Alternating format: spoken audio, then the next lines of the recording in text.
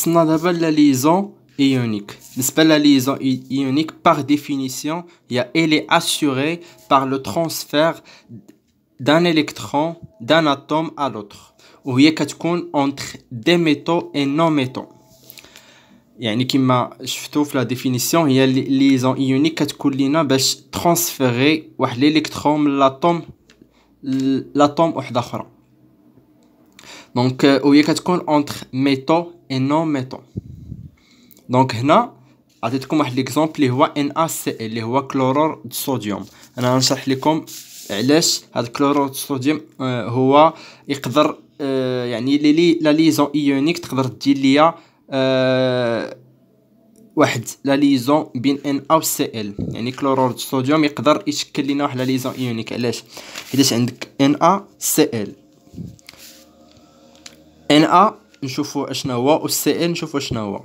Na الا جيتي لو طابلو بيريوديك هو كينتمي للجروب 1. لو جروب 1 هو الجروب اللي كنت قلت لكم ديال لي ميتون. دونك هذا ميتون.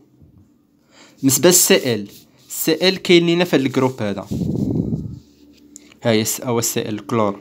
دونك هذا il appartient à quel groupe des non métaux. كما قلت لكم ديجا في الفيديو اللي السابق قلت لك بان هاد ثلاثه الاولين هما سو سون دي ميتaux. هذا سو سون دي هذا سيمي كوندكتور وهادو سو سون دي نون ميتaux. دونك الكلور il appartient au groupe de non métaux. دونك هذا non métaux. Donc la définition هي هذه. La définition هي entre des métaux et non métaux. هي entre un métaux et non métaux. Le métaux الاول هو Na و Cl هو le non métaux. داكشي علاش NaCl او لا ليزون ايونيك تقدر تلي لينا بين Na و Cl بين الصوديوم و الكلور. ندوزو لا ليزون دابا. يعني نتمنى تكونوا فهمتوا. اي سؤال الا ما واضحش هادشي اي سؤال تقدر تطرحوا لي في الكومونتير ان شاء الله غادي نجاوبك. بالنسبه لليزون ميتاليك امتى نقدروا نقولوا بان عندنا اون ليزون ميتاليك؟ باغ ديفينيسيون لا ليزون ميتاليك هي لي ليزون سون موبيل est disponible pour assurer la circulation d'un courant électrique. يعني هذا كتكون لنا هاد او الاهميه لا نيسيسيتي ديال هاد لا ليزون ميتاليك pour assurer la circulation d'un courant électrique. يعني ما يكونش عندنا واحد ليزولاسيون الكتريك. دونك عطاو مثال اللي هو Na. دونك هادو سو سون لي ليزون ميتاليك. دابا ندوزو لي ليزون فيبل. لي ليزون كيما قلنا ديك الساعه كاين لي ليزون فورت اللي هما اللي شفنا دابا اللي هما لي ليزون كوفالونت ايونيك اكسيتيرا ميتاليك. دونك دابا ندوزو لي ليزون فيبل. لي ليزون فيبل ما غاديش تركزوا عليهم بزاف ولكن مزيان تعرفوهم اللي هما لي ليزون هيدروجين و لي ليزون دو فاندر وولز. دابا ندوزو للكلاسيفيكاسيون دي ماتيريو وهادو يعني هاد لابارتي حتى هي مهمه جدا باش انكم تعرفوها. الكلاسيفيكاسيون نشوفوا لي غران كلاس دو ماتيريو. كما كتعرفوا بان لي ماتيريو يعني في الطبيعه ماتيريو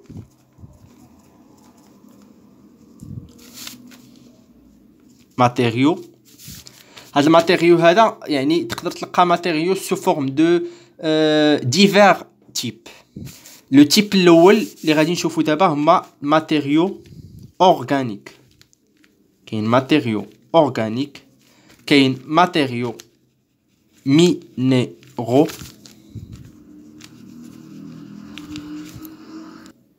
وكاين ماتيريو ميتاليك. دونك غادي نشوفوا يعني كل واحد فيهم غنشوفوا اون ديتاي. بالنسبه للماتيريو اورغانيك الماتيريو اورغانيك كيتسمى كذلك بوليمير. فيما سمعتي ان ماتيريو اورغانيك هو بوليمير. قالوا لك بوليمير عرف بان راه كندويو على ماتيريو اورغانيك. قالوا لك ماتيريو اورغانيك عرف راه كندويو على بوليمير. Donc, matériaux organiques, ou là, entre parenthèses, polymères, ce sont les matériaux d'origine biologique يعني كيكونوا d'origine biologique les polymères comportant des liaisons covalentes et faibles. Donc كيما شفنا لي تيب دو ليزون ديك الساعه بالنسبه للماتيريو اورغانيك كيكونوا فيهم seulement les matériaux covalents ou faibles. Exemple, bois. Bois, c'est un matériau organique. وماشي البوا مثلا نقدر نعطيكم مثلا مثال اخر اللي هو الكوطون. مثلا نقدر نعطيكم بابيي، هذا راه سي ان ماتيريو اورغانيك. نعطيكم الكرتون. ماتيير بلاستيك. لي ماتيير بلاستيك هادوك راه سو سون دي ماتيريو اورغانيك. ماتير بلاستيك بحال دوك اللي كيكونوا يعني عندنا في الكوزينه مثلا دوك لي بلاستيك. باغ اكزومبل الكاوتشو. دونك الكاوتشو راه خصوصا الكاوتشو راه غادي تشوفوه بزاف. كاوتشو كوم سا. دونك هادو راه سو سون دي ماتيريو اورغانيك.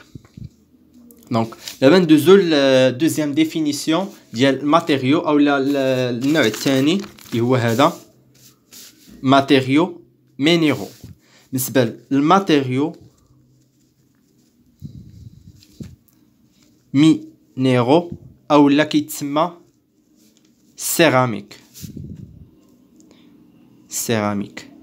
دونك قالوا لك ماتيريو اورغانيك راه هو السيراميك. الا شفتي السيراميك راه هو ماتيريو اورغانيك.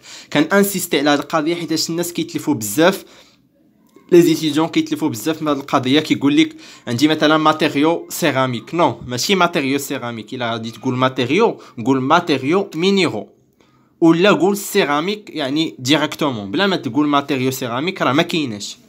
دونك ماتيريو مينيرو او لا سيراميك هو كما كتشوفوا هنا راه درت لكم الريزومي ديالها.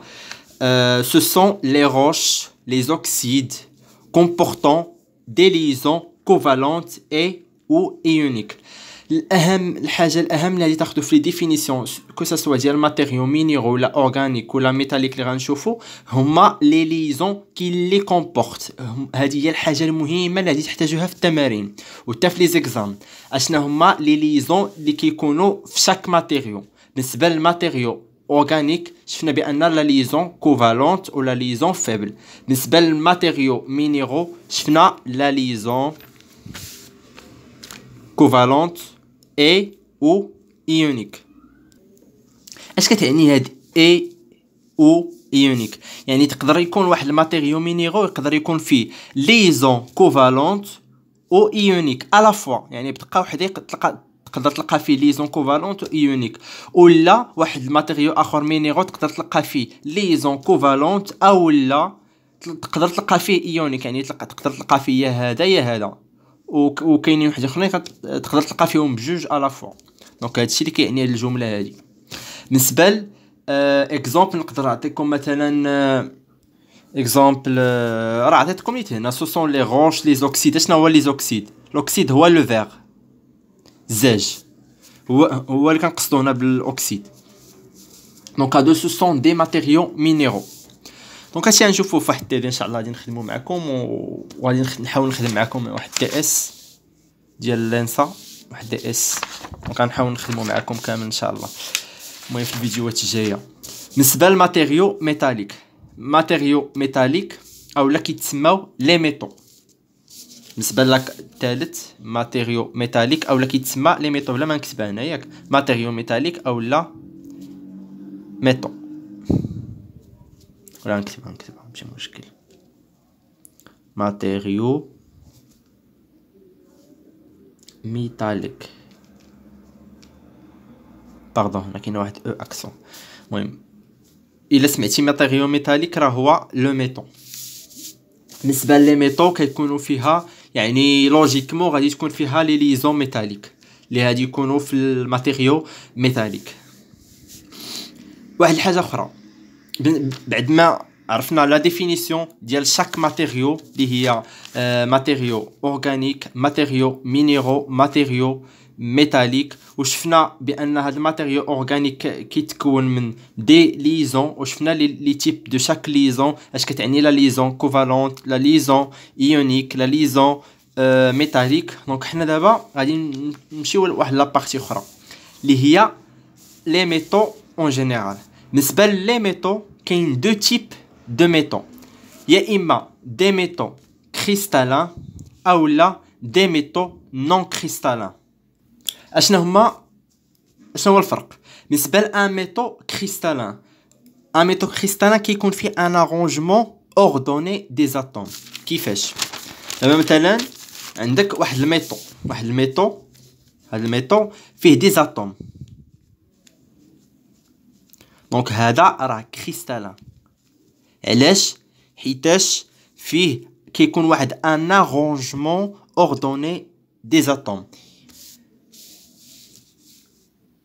بالنسبة لميتو نون كريستالين اولا كيتسمى امورف اللي هو arrangement désordonné. هذا نون كريستالين اولا كيتسمى امورف، ان ماتيريو امورف ولا ان ماتيريو نون كريستالين بحال هنا كيكونوا لي زاتوم ديزوردوني، كيكون واحد هنا واحد هنا واحد هنا واحد هنا، كيكونوا مشتتين ما كيكونوش مرتبين بحال هكا. دونك هذه هي لا ديفيرونس بين ان ميتو كريستالين و ان ميتو نون كريستالين. انا درت لكم لا ديفينيسيون ها هي. دونك في الفيديو الجاي ان شاء الله غادي نوقفوا هنا، غادي نشوفوا l'alliage. شنو هو l'alliage؟ وغنشوفوا لي بروبريتي ديال لي ماتيريو اللي كنت شرحت لكم ديك الساعه، اللي هما لي ماتيريو ميتاليك، ماتيريو اورغانيك، ماتيريو ميتاليك. دونك هادو كاملين اللي شرحت لكم عندهم دي بروبريتي، يعني دي بروبريتي اللي خصكم ضروري انكم تعرفوهم. علاش؟ حيت حنا اشنا هو الهدف ديالنا من الدراسه ديال هاد لي ماتيريو كامل؟ اشنا هو الهدف ديالنا حنا من هاد الموديل كامل؟ هو انه نعرفوا لي بروبريتي دو شاك ماتيريو. يعني هاد الماتيريو اورغانيك نعرفوا لي بروبريتي ديالو فيزيك، لي بروبريتي فيزيك، لي بروبريتي ميكانيك، لي بروبريتي باش نعرفوا حنا نستعملوا داك الماتيريو. حيت الا ما عرفناش لي بروبريتي فيزيك ولا ميكانيك ما نقدروش نعرفوا، يعني ما نقدرش نعرف واش انا نستعمل هذا الماتيريو ولا هذا الا ما عرفناش لا بروبريتي ديالو. لا بروبريتي ميكانيك مثلا واش il ريزيست، يعني واش كي مثلا كيتحمل مثلا واحد لي فور، يعني مثلا الا حطيت عليه واحد لي فور كبير واش غادي تهرس ليا ولا لا. دونك هنا راه هادو هما لي كاركتيرستيك اولا لي بروبريتي ميكانيك. دونك من ضروري خصنا نعرفوا شاك propriété de chaque matériau. Inch'Allah في الفيديو الجاي.